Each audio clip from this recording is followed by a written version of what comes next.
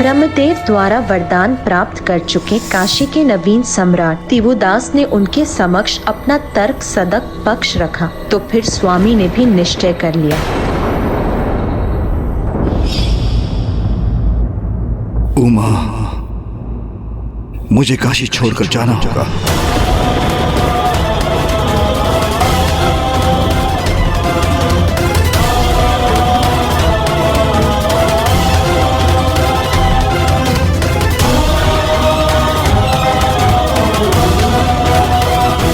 दिवोदास उचित कहता है उमा।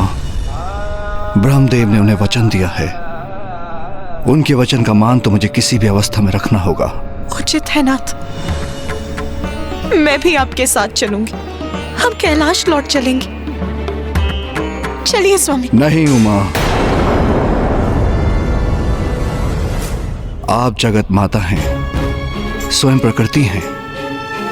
आपके बिना संसार का भरण पोषण असंभव है।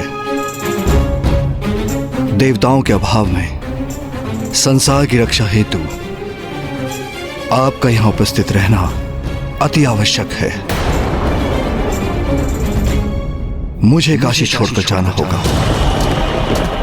आपको अपने निवास, अपने स्थान पर दृष्टि बनाए रखने के लिए यहां रहना आवश्यक है।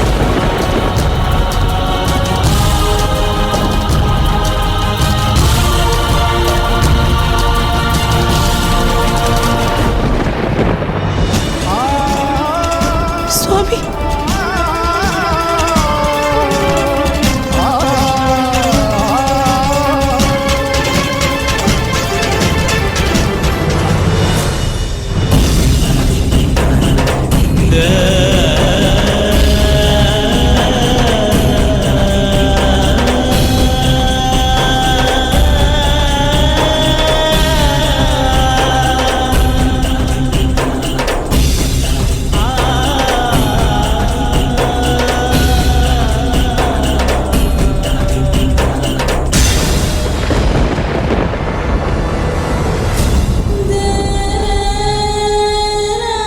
ब्रह्मदेव ने उन्हें वचन दिया है, उनके वचन का मान तो मुझे किसी भी अवस्था में रखना होगा। मुझे काशी छोड़कर जाना होगा।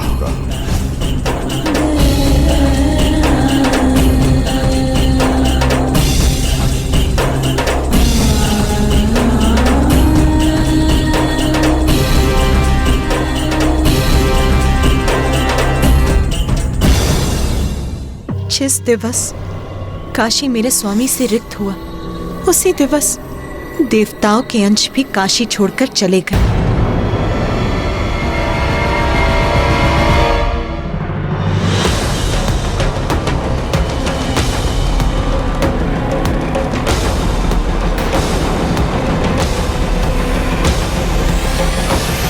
ये मुझसे कैसा अनर्थ हो गया महादेव। मेरे वरदान का मान रखने हेतु आप अपनी प्रिय काशी के साथ साथ देवी आदि शक्ति को भी छोड़कर जाने के लिए विवश हो गए हैं। और इसी कारण अन्य देवताओं के अंश भी, जिनका वास काशी में था, वो भी अपने स्थान से रिक्त हो गए।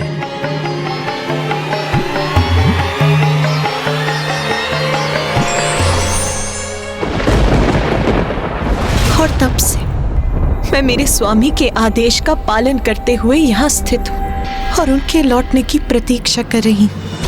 ये कैसी विडंबना है माँ। भक्त के लिए भगवान ने अपने निवास का भी त्याग कर दिया और आप अपने पति के लिए अर्थात पिताश्री के लिए उनके उस निवास को संभाल कर रख रही है। ज्ञात नहीं, मुझसे विलग होकर मेरा स्मरण भी करते हैं वो, क्या मेरा विचार भी करते हैं वो, अथवा अपने ध्यान में इतने लीन हो गए हैं कि मुझे भूल ही गए। पिताश्री आपको भूल जाए, ये कैसे संभव है माँ? ये संशय भी भला कैसे उत्पन्न हो सकता है आपके मन में? मुझे स्मरण है, जब हमने काशी आने की अनुमति मांगी थी तो पिताश्री कितने आनंदित और उत्साहित थे। क्या मैंने उचित सुना? गणेश ने काशी नगरी का नाम लिया क्या? किंतु उनके उस उत्साह का कारण अब समझ में आ रहा है मुझे। ये सब तो पिताश्री की ही लीला है।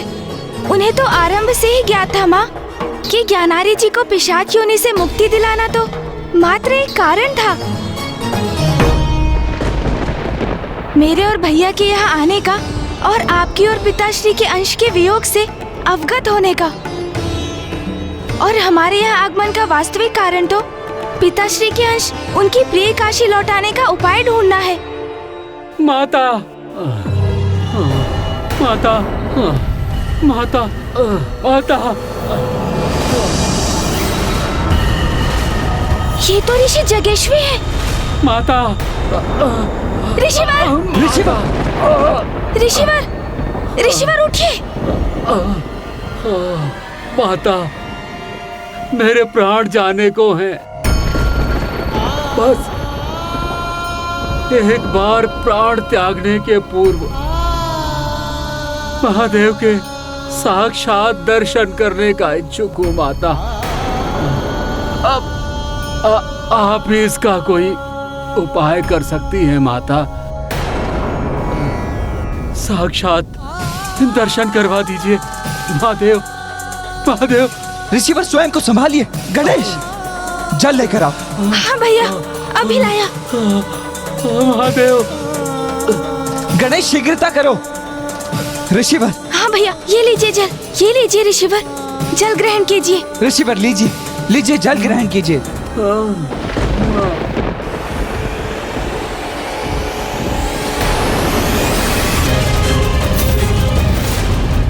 जब तक महादेव के साक्षात दर्शन नहीं कर लूंगा, निर्जल ही रहूंगा। माँ, ये जल को अस्वीकार क्यों कर रहे हैं? ये महादेव के साक्षात दर्शन करने के पूर्व अपना शरीर नहीं त्यागना चाहते, इसलिए जल ग्रहण करने से मना कर रहे हैं पुत्र। किंतु ये भी कैसे संभव होगा पुत्र, क्योंकि स्वामी का तो काशी में प्रवेश ही वर्जित है। ओम नमः शिवाय। ऋषिवर तो अपनी चेतना खो रहे हैं। माँ, अब तो स्थिति द्विगुणित हो रही है और विकट बनती जा रही है। यहाँ ऋषि जगेश्वी को यदि पिताश्री के दर्शन प्राप्त ना हुए तो वो अपने प्राण त्याग देंगे,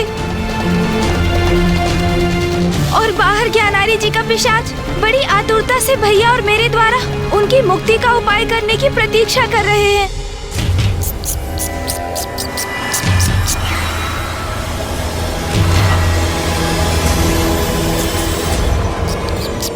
और आप भी यहाँ एकाकी इतने समय से पिताश्री के अंश की प्रतीक्षा में व्याकुल है। माँ, माँ, आपकी पीड़ा दूर करने के लिए हमें सर्वप्रथम पिताश्री को काशी लौटा कर लाना होगा। तत्पश्चात हम दूसरी समस्याओं का भी शीघ्र समाधान कर लेंगे। पुत्र कार्तिकेय, पुत्र गणेश, ये समय मेरी व्यथा पर विचार करने का नहीं है। इस समय तुम्हारे लिए तुम्हारा कर्तव्य ही सर्वोपरि है।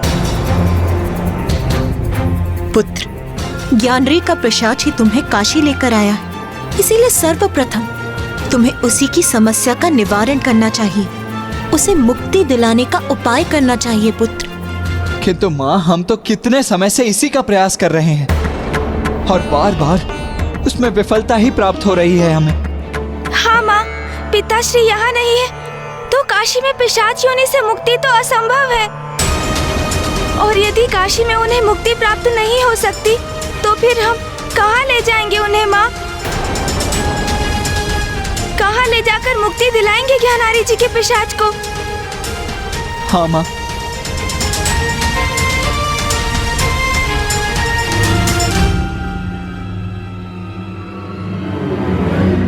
गया, गया, गया।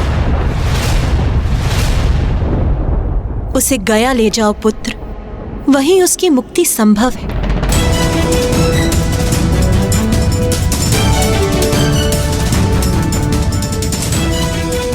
किंतु माँ, जो कार्य काशी में संभव नहीं हुआ वो गया में भला कैसे संभव हो सकता है? पुत्र, गया वो धाम है जहां पिंड दान होने पर मृत जीव आत्माओं को सद्गति अवश्य प्राप्त होती है, और ऐसा गयासुर को प्राप्त वरदान के कारण है। गयासुर अर्थात एक असुर? एक असुर को इतना बड़ा वरदान कैसे प्राप्त हुआ माँ? पुत्र, गयासुर एक असुर अवश्य था, किंतु वो नारायण का परम भक्त भी था और राजा दिवोदास के ही समान वो नेक, सदाचारी और धर्मनिष्ठ था। अच्छा माँ, किंतु उसने इतना बड़ा वरदान कैसे प्राप्त किया? पुत्र, नारायण भक्त गयासुर ने अपने आराध्य नारायण को प्रसन्न करने के लिए भीषण यज्ञ आरंभ किया। ओम नमः विष्णु शंखाय मम सर्व मनवांचित फल प्रदान गुरु गुरु स्वाहा। ओम नमः विष्णु शंखाय मम सर्व मंगल कामना पूर्ति फलम गुरु गुरु गुरु स्वाहा। ओम नमो विष्णु शंखाय मम सर्व मंगल कामना पूर्ति फलम गुरु गुरु स्वाहा।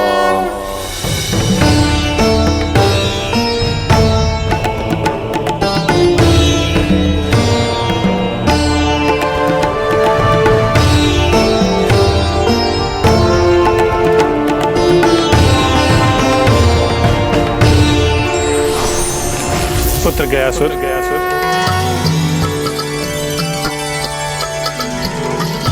प्रभु, नारायण मेरे आराध्य, मैं तुम्हारे तप से अत्यंत प्रसन्न। कहो कहो, क्या वरदान चाहिए तुम्हें? मुझे तो मात्र आपका तप करने से ही अपार सुख और शांति की प्राप्ति होती है, और आपने तो मुझे साक्षात दर्शन देकर कृतार्थ कर दिया प्रभु। आपके दर्शन ही मेरे लिए वरदान स्वरूप है प्रभु, और आपकी आज्ञा का पालन करना मेरा धर्म है प्रभु। यदि आप मुझे वरदान देना ही चाहते हैं तो मुझे निरंतर भाव से तप करने की शक्ति दीजिए प्रभु, और मुझे यह वरदान दीजिए कि जब मैं आपकी तपस्या में लीन हूं उस समय जो भी जीव मुझे स्पर्श करे या मेरे दर्शन करे वह यमराज और उसके दूतों के बंधन से मुक्त हो जाए, उन्हें मोक्ष की प्राप्ति हो और वो वैकुंठ गमन के अधिकारी हो। तथास्तु, तथास्तु।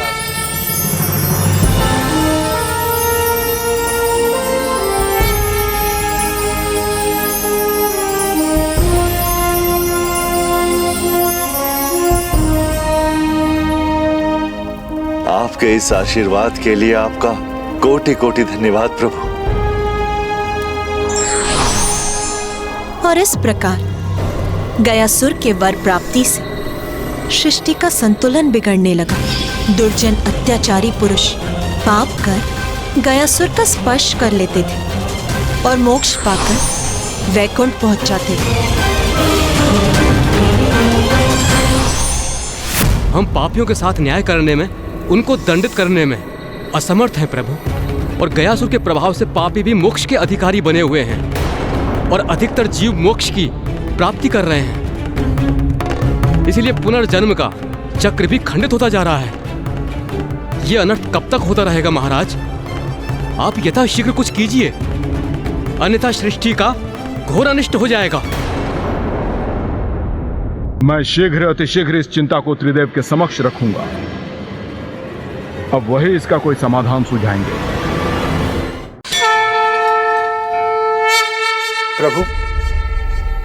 प्रभु, आपने जो गयासुर को वरदान दिया है, प्रतीत होता है कि किसी को भी पुण्य प्राप्त करने की आवश्यकता ही नहीं होगी। यज्ञ आदि में किसी की भी रुचि नहीं है। प्रभु, समस्त देवताओं का हविष्य आहार प्राप्त होना बंद हो गया। कुछ कीजिए प्रभु, सभी देवता निर्बल होते जा रहे हैं।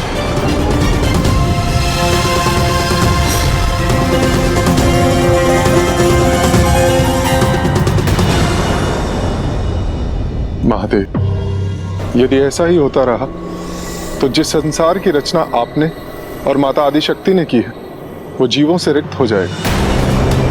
नहीं, इस समस्या का एक ही समाधान है, गयासुर की मृत्यु हो। जब वो ही नहीं होगा तो उसके माध्यम से किसी को मुक्ति भी नहीं प्राप्त हो पाएगी। सृष्टि के हित के लिए मुझे उसका अंत कर ही देना चाहिए। नहीं देवराजन, गयासुर मेरा भक्त है, निर्दोष, निष्कपट। मैं मानता हूं कि संसार की सुरक्षा आवश्यक है, किंतु उसके लिए किसी निर्दोष का वध करना कदापि उचित नहीं। और वैसे इस समय आप सभी देवताओं में कोई इतना सामर्थ्य नहीं कि गयासुर को क्षति पहुंचा सके। किंतु नारायण, क्योंकि मेरे वरदान के कारण उसके चारों ओर एक प्रबल ऊर्जा है। अब यदि मैं आपका सुझाव स्वीकार भी कर लूं ना देवराजेंद्र, तो आपकी शक्ति उस प्रबल ऊर्जा को भेद कर गयासुर का वध नहीं कर सकती। हमें कोई ना कोई उपाय तो निकालना ही होगा, वो भी शीघ्र, अति शीघ्र।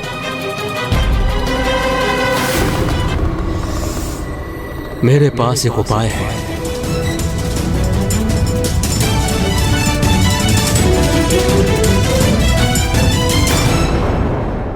ओम नमः विष्णु शंखाय मम सर्व मंगल कार्याय पूर्ति नमः कुरु कुरु स्वाहा। ओम नमः विष्णु शंखाय मम सर्व मंगल कामना पूर्ति फलम कुरु कुरु स्वाहा। गयासुर,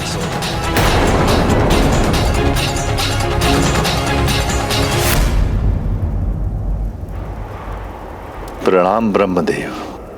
मुझे ज्ञात है कि नारायण की तपस्या से ही तुम अति आनंदित हो। तुम्हें मुझसे अथवा किसी और से कोई वरदान नहीं चाहिए, किंतु मुझे तुमसे एक वरदान चाहिए। आप जो चाहे मांग ले ब्रह्मदेव। मैं तपस्या के मध्य जो भी मेरे वश में है वो वरदान देने के लिए प्रतिबद्ध हूं।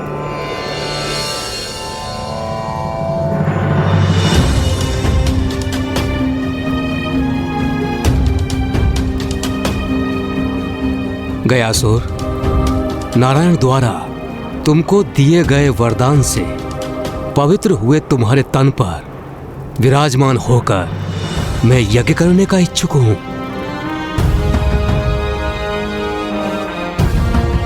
अवश्य प्रभु, यह तो मेरा सौभाग्य होगा। जब तक मैं तुम्हारे तन पर आरूढ़ होकर ये यज्ञ संपन्न नहीं कर लेता, किसी को भी हमारे निकट आकर मेरे यज्ञ में व्यवधान डालने की अनुमति नहीं होगी। अपनी इस युक्ति से ब्रह्मदेव ने यह सुनिश्चित किया कि अयोग्य जीव गयासुर के दर्शन अथवा स्पर्श के माध्यम से मोक्ष न प्राप्त कर सके। ब्रह्मदेव के आग्रह को अपना सौभाग्य मानकर गयासुर ने ब्रह्मदेव के प्रस्ताव को स्वीकार किया और स्वयं पृथ्वी पर लेट गया।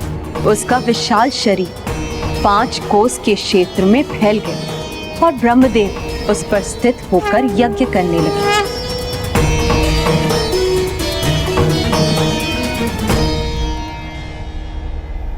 ब्रह्मदेव अनंत काल के लिए गयासुर के तन पर बैठकर यज्ञ नहीं कर सकते। एक समय के पश्चात उनका यज्ञ पूर्ण होगा और उसके बाद गयासुर पुनः उठकर तप करने लग जाएंगे और सभी जीवों को पुनः उनके निकट जाकर मोक्ष प्राप्ति का मार्ग प्राप्त हो जाएगा। मेरे विचार से हमें ब्रह्मदेव की सहायता करनी चाहिए। हाँ, यही उचित होगा। हमें गयासुर के भिन्न अंगों पर स्थापित होकर अपने भार से उसे दबाए रखना होगा, जिससे कि वो उठ न सके। किंतु उसकी विशाल काया के कारण हम देवताओं को सम्मिलित रूप से प्रयास करना चाहिए।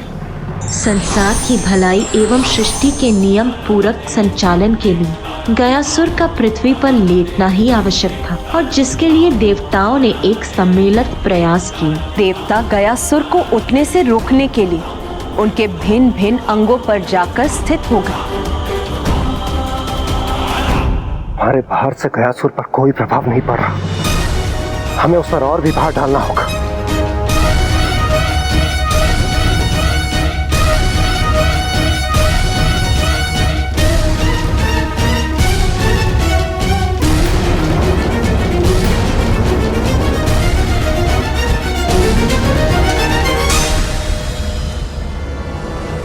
हम सभी ने अपनी संपूर्ण शक्तियों का प्रयोग कर लिया, किंतु फिर भी हम गयासुर पर नियंत्रण पाने में असमर्थ हैं।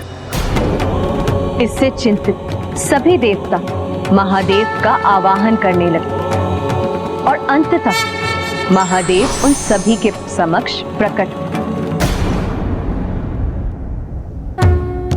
गयासुर नारायण का परम भक्त है, इसलिए इतना बल उसमें नारायण की परम भक्ति से ही उत्पन्न हो रहा है। इसलिए आपकी समस्या का समाधान तो नारायण ही कर सकते हैं। इसलिए आप सभी नारायण का ही आह्वान कीजिए।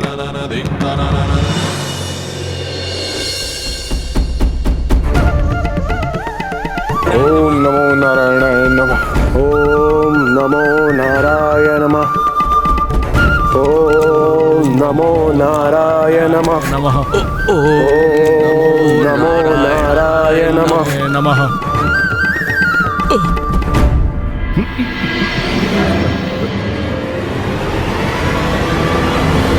तो क्या माँ देवताओं के गुहार लगाने पर क्या मामा जी उनकी रक्षा के लिए प्रस्तुत हुए? गयासुर से संबंधित इस घटनाक्रम में प्रभु की कौन सी लीला निहित थी और क्या प्रयोजन था उसका?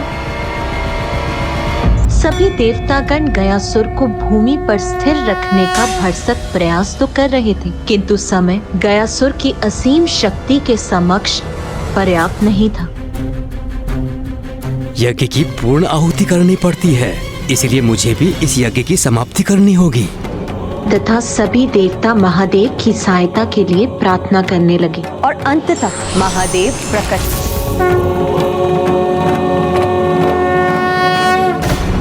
गयासुर नारायण का परम भक्त है, इसलिए इतना बल उसमें नारायण की परम भक्ति से ही उत्पन्न हो रहा है। इसलिए आपकी समस्या का समाधान तो नारायण ही कर सकते हैं। इसलिए आप सभी नारायण का ही आह्वान कीजिए।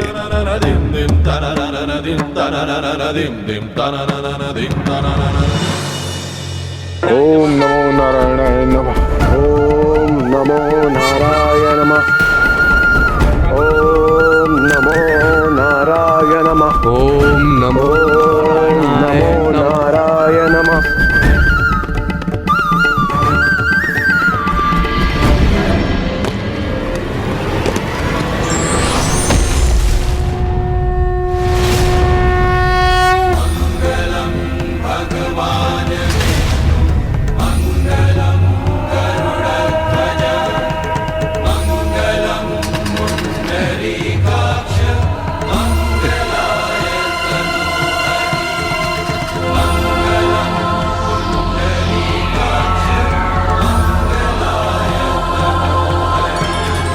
हे प्रभु, मैं तो आपके चरणों के तले स्थान पाकर धन्य हो गया प्रभु। प्रभु, यदि आपकी आज्ञा हो तो मैं पूरा जीवन अचल आपके चरणों के नीचे स्थित रहूं। मैं तुम्हें आदेश देता हूं गयासुर कि तुम धरती में समा जाओ, ताकि कोई भी अपने पापों का प्रायश्चित किए बिना मात्र तुम्हारे निकट आकर मोक्ष न प्राप्त कर सके। प्रभु, मैं आपके आदेश का पालन अवश्य करूंगा।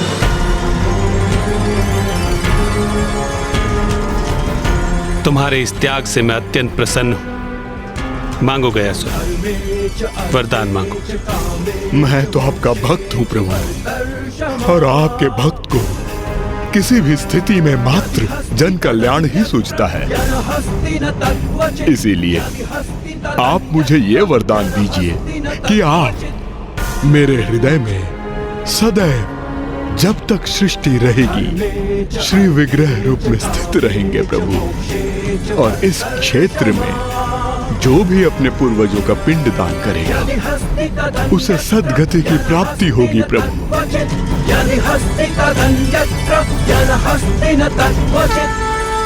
तथास्तु, तथास्तु, तथास्तु।